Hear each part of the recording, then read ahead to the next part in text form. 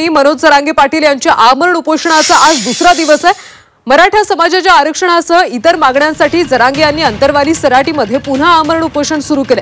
सरसकट मराठ्यांना कुणबी करा अशी मागणीही त्यांनी केली। मनोज जरांगे पाटील यांच्या आमरण उपोषणाचा आज दुसरा दिवस आहे। सगळे सोयरेची अंमलबजावणी करा यासह इतर मागण्यांसाठी जरांगे हे उपोषणाला बसलेत। सरसकट मराठ्यांना कुणबी करा अशी मागणी देखील त्यांनी केली।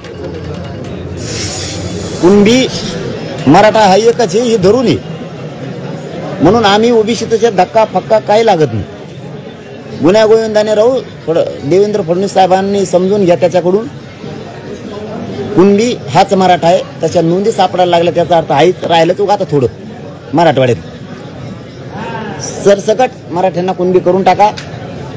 कुठं ओबीसीला धक्का लागत नाही, ते सगळे मिळून तेवढे